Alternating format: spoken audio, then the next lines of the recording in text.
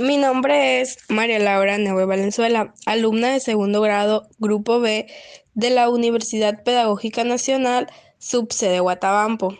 Yo les hablaré de un tema de suma importancia que es la educación en la Edad Media. Los primeros lugares de estudios fueron las escuelas monacales y las palatinas. Las primeras estaban situadas en los monasterios y en ellas se preparaban a los alumnos para la vida religiosa. Normalmente constaban de dos escuelas, la interior que era únicamente para los futuros monjes y la exterior que preparaba a los alumnos sacerdotes. El intercambio de ideas entre ambas ayudó a consolidar la enseñanza monacal como un lugar de expansión científica.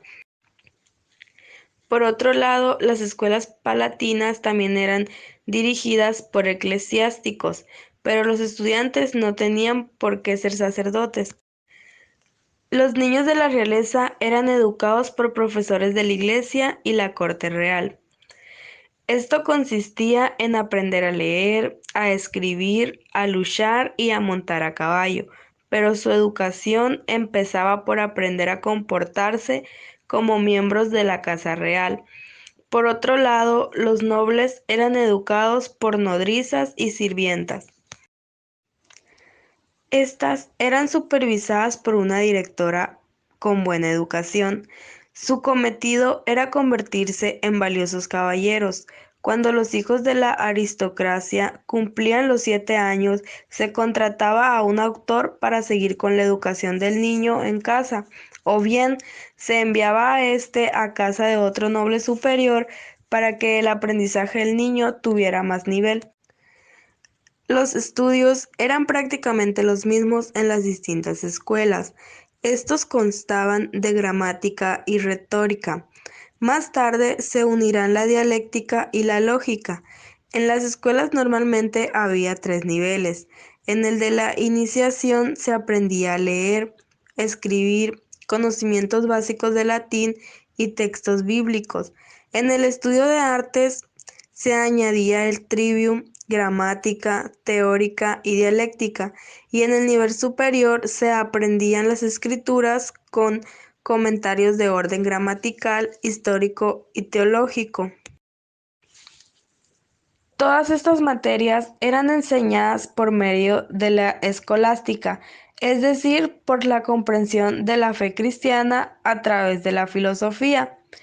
Para intentar lograr un acuerdo entre fe y razón, Tomás de Aquino fue el máximo representante de la teología domínica y de la escolástica en general. Pero además de Tomás de Aquino, hubo otros personajes ilustres que contribuyeron a la mejora de la educación en esta época. Por ejemplo, Carlomagno, quien se preocupó por las carencias de la educación de entonces y comenzó a hacer mejoras en ella. Él fundó una escuela palatina abierta para todos los niños nobles y obligó a la iglesia a acoger en sus escuelas a cualquier varón capaz de aprender.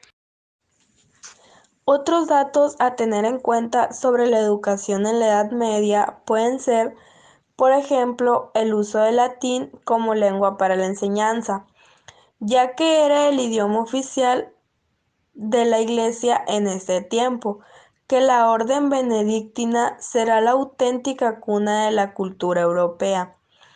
Carlomagno ordena a todos los padres a que lleven a la escuela a sus hijos. Entre el siglo XI y el siglo XII, los obispos mandan a los curas párrocos fundar escuelas para la educación gratuita. A la vez, muchos señores feudales también fundaron escuelas en sus dominios. Además, también había escuelas dependientes de los monasterios.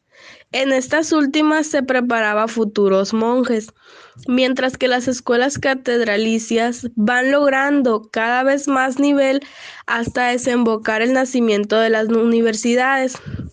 Los motivos del nacimiento de las universidades son diversos. Podemos destacar el cruce de ideas de múltiples culturas como latina, la cristiana, la judía y la árabe. Esto llevará a un renacimiento cultural de concepciones e ideas. Surgimiento con ello las primeras universidades a últimas del siglo XII y principios del siglo XII.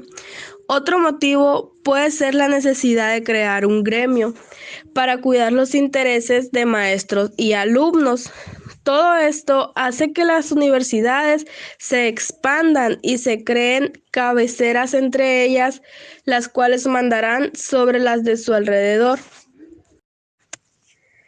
Por mi parte, esto ha sido todo. Muchas gracias.